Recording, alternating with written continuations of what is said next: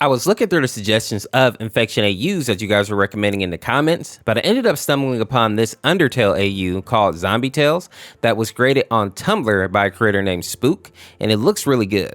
Basically, we have a timeline where Frisk is actually infected with some kind of zombie virus, which has now made him a zombie, obviously. And I think it'll be interesting to see how this actually changes the way the story plays out. Now, the AU starts off as you would expect, with Frisk falling into the underground, and we also get to see what's going on with his soul.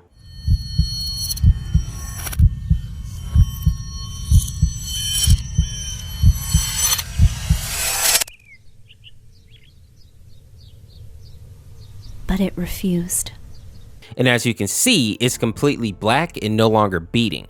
Now, when he sits up, you can see that he's bleeding from his head, and while some people think that is from the fall, in actuality, he has a bullet hole in his head. The primary theory is that the world above, where all the humans reside, has fallen into a type of zombie outbreak, and Frisk was actually infected, shot, and then dropped into the underground. And the reason that he was able to survive is because the rules in Undertale are a bit different, since, you know, the idea of a soul comes into play. Now, the first thing that Frisk notices is that he is hungry. Starving even, and he sets off to find something to eat, but then we see that he runs into Flowery. Howdy! I'm Fly. Are you kidding me?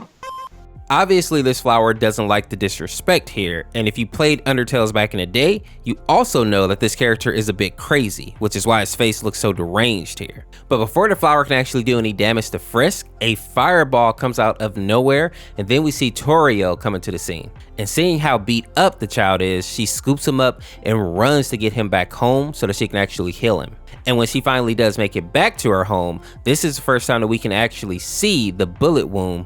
But Toriel thinks that this is from the flower, so she tries to heal the child, but since he is a zombie, the healing effect actually damages him, causing him to cough up blood. We also see that his soul begins to shudder, and then we hear, I am sorry. I am sorry. I am sorry. I am sorry. I'm sorry.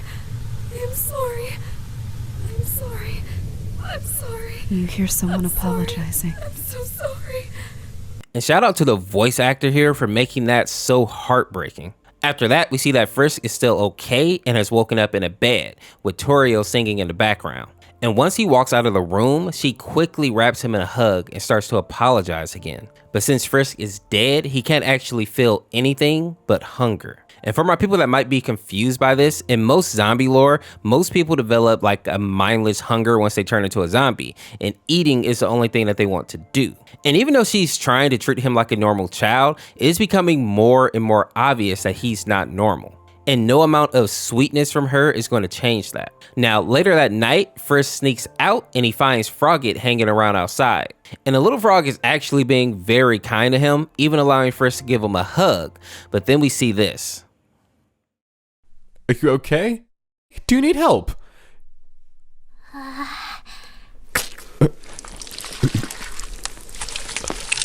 Human. Why?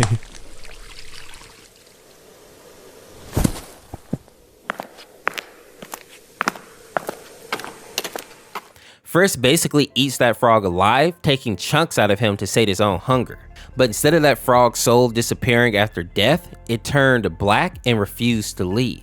And while some of the other monsters grieve over Frogget, we learn that Frisk is still hungry, meaning that he will likely try to feed on another creature soon. Now, at the start of the next chapter, we see that Frogget is now a zombie and he is starting to devour the other monsters. And this is a serious issue because now it's confirmed that Frisk can definitely spread the virus that he has, and this zombie version of him is not trying to do a pacifist route at all. Luckily, Flowery comes back and one-shots the frog. But then we learn something else that's interesting. It seems that since the monster's souls no longer disappear, they can just keep coming back, which is a crazy combination if you think about it. You basically have mindless killing machines that can make more killing machines with just a bite, and they are hard to put down because they just come back to life. But even after all this, Flowery doesn't look afraid, but we can't say the same for our little firefly buddy here. Help me! After that, we cut back over to Toriel, and she sees that many of the monsters have turned into zombies at this point, and this shows us that Frisk has really caused some chaos here. And then we see that he's trying to leave the ruins and head over to the Snowden area, but he is stopped by Toriel. And even though she is afraid, she thinks that they need to stay and help the monsters. But of course, since Frisk is a zombie now, he doesn't give a damn about any of that. And I think this is when Toriel actually starts to realize that something is very off with this child. And with that, we get to see why she was known as the Queen of the Monsters, as she threatens to not let Frisk leave. I see. I'm afraid I never properly introduced myself. I am Toriel, the caretaker of these ruins. And I won't let you leave.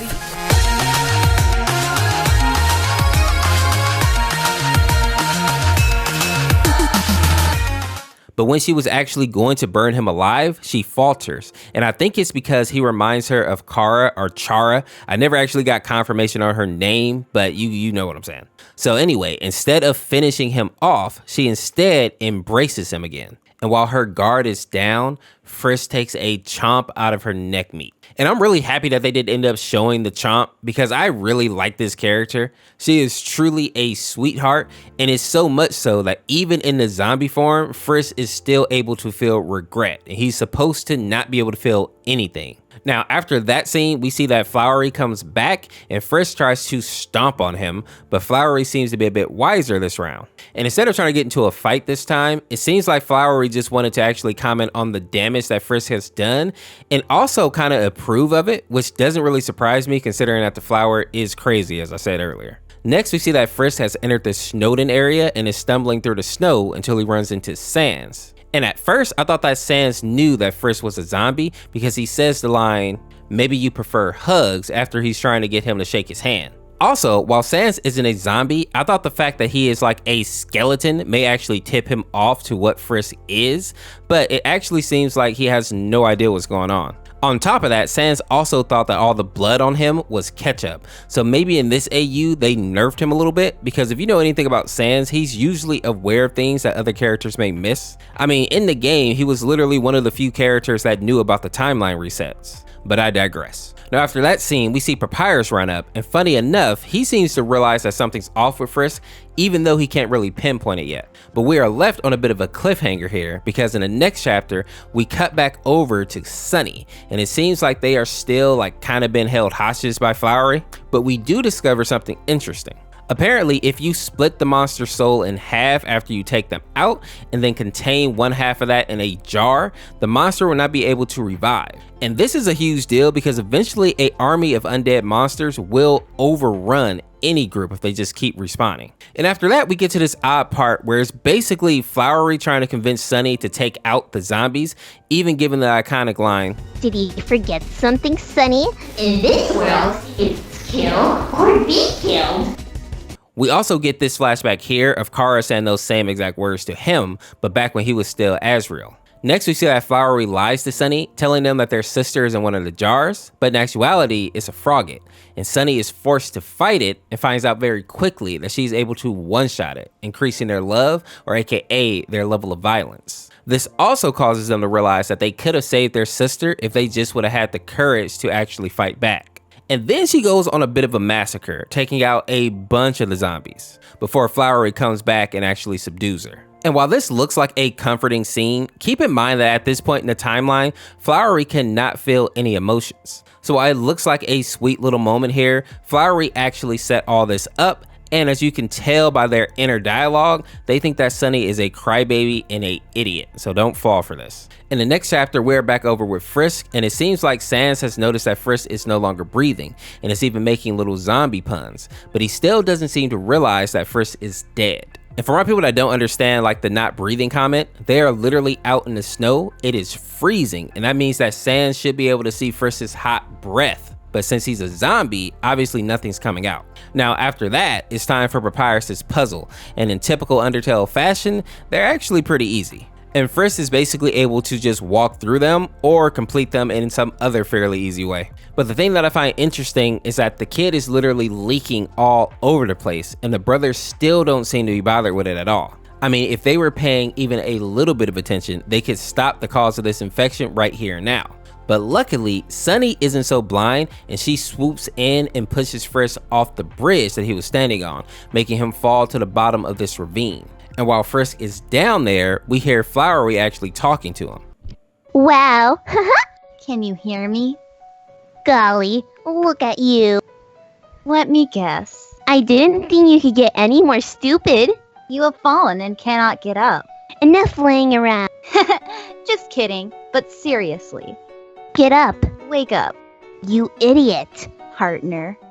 And this is when it became clear to me that this whole time, Flowery has been thinking that Fisk is Chara, which is why he calls her partner here. I also think that this is why Flowery was so willing to actually take Frisk out in the beginning of the AU. Just like Flowery, Chara is soulless and she doesn't hesitate when it comes to ending people. So Flowery has adopted that mindset as well, which is why you hear him say you have to kill or be killed. But we'll have to get deeper into the series before we see if that theory is actually true. And funny enough, in the next chapter, we just so happen to see the story of Chara falling into the underground and Azrael still being his like regular self. And it basically shows him trying to help Chara, but she seems to be afraid of him and ends up stabbing him in the heart. And after that, she burst out in this manic laughter. And while Chara is over there laughing, we see that Toriel finds the scene, meaning that she sees what happened to her son. And then we see Chara start to give a few quick apologies before she takes her knife.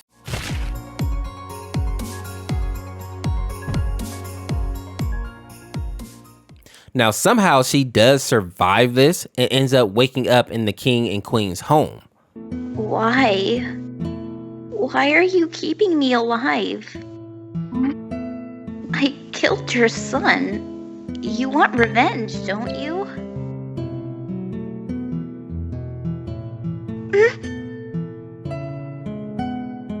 It is all right, child. I forgive you. But I killed him. I forgive you. Why are you being so nice to me?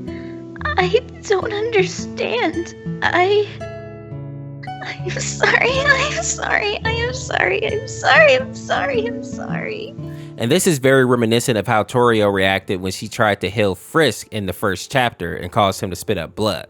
I also find this scene very interesting because it acts as a way to humanize Chara, and this is something that we definitely don't get to see from her very often. We also get to see the king here, and he believes that his son died in a dungeon by some traps, and it's clear that Toriel has lied to her husband in order to keep him from going crazy. In the original game, if you remember, the king basically started hunting down any human that dropped into the underground after the death of his son and their adopted human child, which of course was Chara. So I can definitely understand why the wife would lie here. But I have to mention that it is pretty messed up that Chara put their son in the dirt and now they're feeding her like pie and tea and treating her like the replacement child. Now eventually the guilt does get to Chara and she steps outside and looks over a ledge. But before she can actually do anything, we see that King Asgore comes out and wraps his cloak around her. And being overwhelmed by the kindness, Chara finally confesses that she was the one that ended his son's life. And then we get this scene. Thank you for telling me the truth. You could have had a peaceful life. Nobody has ever been this kind to me before. We could have been a family. I cannot lie to you anymore. Why did you throw it all away? I never want to hurt anyone ever again. Do not move.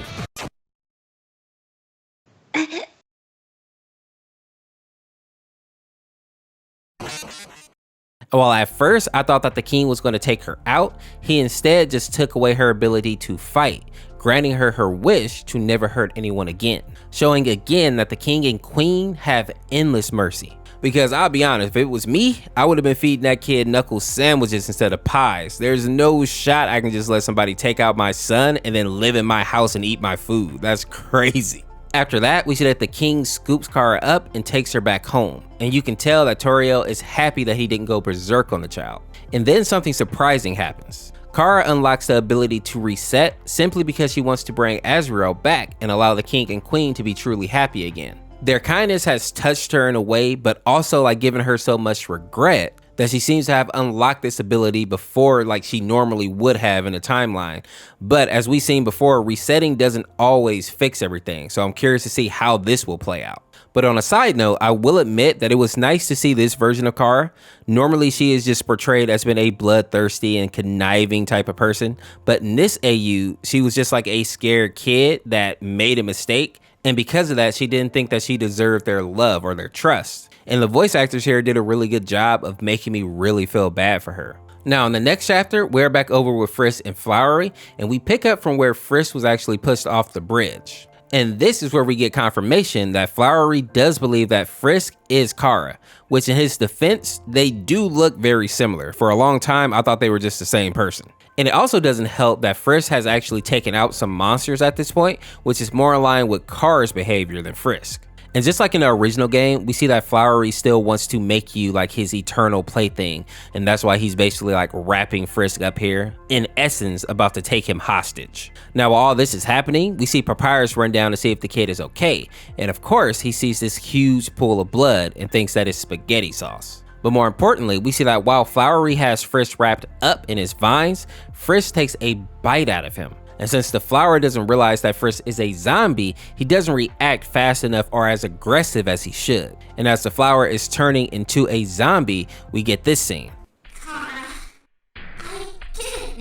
Human, are you there? There you are! I was looking for you. Let's go finish the puzzle. Huh? You don't need to look so upset, Clara. Okay? We can bring the lives back, just like how I brought you back. And what's interesting here is that Flowery cuts Papyrus's head off, and I think the infection can only spread through bites. It may not even work on the skeleton at all if we're being honest. So bringing him back to life will be far more difficult than some of the other monsters. The other thing that I'm curious about is how Sans will react. He has been a bit of a jokester so far, but we all know that he can actually get down when he needs to. Now in the next chapter, we see that Sunny has explained that there is a zombie outbreak happening to Sans, but he doesn't really seem to believe her. But when he hears a scream coming from down below, he decides to go have a look, likely because he knows that his brother is down there, and Papyrus has died enough times to where Sans is probably willing to go at least have a look. And this is where he encounters the infected Flowery, who seems to still have all his senses, and I think this is because Flowery cannot actually feel anything, so the normal urges of a zombie are being suppressed. And with that, we see Sans and Flowery start to duke it out for a bit. But eventually, Sunny comes down and breaks it up, but it looks like Sans actually did take some damage from when she arrived. But it looks like Sans has finally had enough of the games, because then we see that he pretty much just one-shots Flowery. And while Sunny wants Sans to actually finish off Frisk as well, he's more concerned with going to his brother and saying his iconic line. But then he disappears, and it seems like Sunny did enough damage to actually end his life here. And I have to say, I definitely was not expecting this little bug guy to catch so many bodies in his AU. Sunny basically became Rick Grimes all of a sudden. And she isn't done yet. Next, we see Sunny break off a shard of bone, and then she goes after Frisk herself, who is basically dragging himself through the snow because both his legs are broken due to the fall. And when Sunny catches up to him, she is absolutely feral. Bring them back! Bring Luna back! You try to move, but nothing happens. You wish you could go back, but nothing happens. What a pain. That little death bug really let Frisk have it there, although it isn't clear at this point if she'll actually be able to put him down for good. Now after that gruesome scene, we move back over to Alfie's, and it looks like she's having some technical difficulties, but when she gets her cameras back online, then she sees there's some serious stuff going down in Snowden, and she puts out the alert. And this is when we see Captain Undying and some of her other monsters. And they are all heading to Snowden to actually see what's going on, and then they are greeted with this scene. Why won't you turn to dust? Please, please just die already! What are you doing? What's going on here? Stay back! Now from an outside perspective, it looks like this little bug has gone absolutely crazy, but we all know better. Sunny is actually one of the only people in this AU right now that is trying to put a stop to this infection for good. But since nobody else knows that, she is grabbed and taken away. And then we see these two dogs actually trying to help Frisk and heal his wounds, similar to what Torio did in the beginning. But they do notice that he smells off, which makes sense because dogs have a good sense of smell, especially for death. But they do not react fast enough to stop Frisk from jumping on the male dog and taking a chunk out of his shoulder. But before he can do too much damage, the lady dog actually takes his head off with a scythe. And if this was a regular zombie AU, I would say that this would be the end right here. But as we have seen before, Frisk is still very much alive, even though he's just a severed head at this point. And to make matters worse, it looks like Flowery is also still hanging around and is able to lash out with his vines. But before we actually get to see what happens next, we then swap over to this scene with a uninfected Frisk and a spirit version of Chara. Now, I want to point out here that some people are saying that this is a completely new human that fell into the underground, but I don't think that that's what's happening here. I think that Frisk managed to reset after he got his head chopped off, which is why he is no longer a zombie. The bad news though is that it seems like everybody that was infected in the ruins are still infected, and some of them seem to have fused together with Toriel. But unlike the other zombies, she still remembers her child and has some of her mental capacity. Although that doesn't stop Frisk from giving her a clean whack in the head with his stick. But sadly, that's actually where the comic stops for now, and we're left on this weird cliffhanger where we don't really know if this is Frisk or a new human, if Frisk reset, or what is really happening.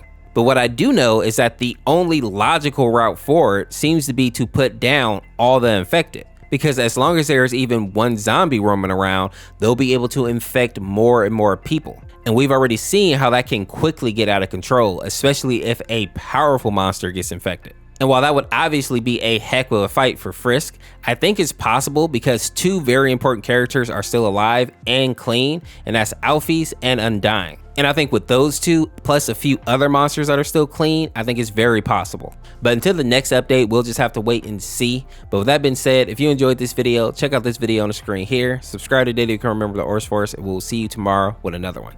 Peace, peace.